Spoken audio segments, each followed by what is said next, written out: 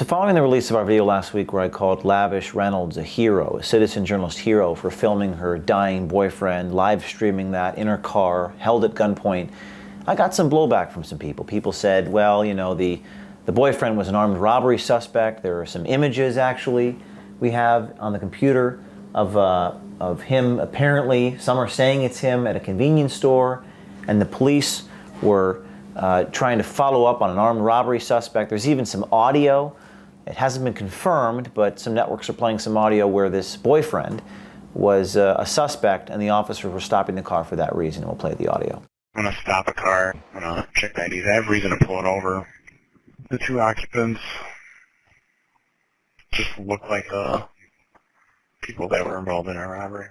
The driver looks more like one of our suspects just because of the wide set nose. Shots fired. Larpenter and Fry. Copy, you just heard it? You just heard the shots fired? Shots fired! Copy, shots fired, Larpenter and Fry. Do you need medics? Call 3.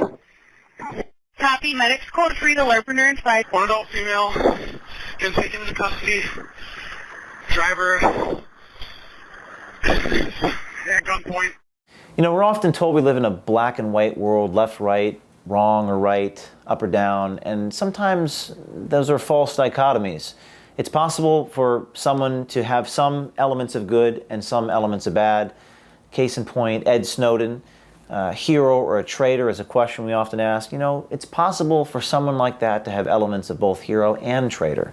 We can simultaneously admire part of Reynolds' actions here, regardless of whether her boyfriend was an armed robbery suspect or not. You know, some are saying, well, there was an omission. We don't have the first few minutes. We don't know whether Philando Castle reached for his gun. The bottom line is the consequences remain the same. The woman demonstrated extraordinary composure in filming it the way she did.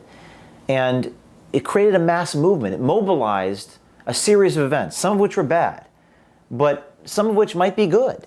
And this is the new paradigm we live in, where we have live streaming video. That's a paradigm that didn't exist a few years ago. So I know what you might be thinking now. Well, the video still just doesn't feel right or doesn't smell right, especially because Reynolds was so composed. But I saw an article in the Washington Post, and it was Jim Hopper, a psychology instructor at Harvard Medical School, who said a person's brain goes into a dissociative state during the incidents like this. When people experience traumatic events like a shooting, he says, quote, the circuitry can basically shut down. This is the brain on horror. And I really do believe that. I mean, I think this is why Reynolds may have been repeating the same phrases after her boyfriend was shot. I mean, while also being told to hold the camera steady, which is not an easy thing to do, to hold an iPhone steady and calmly while an officer points a gun at your boyfriend.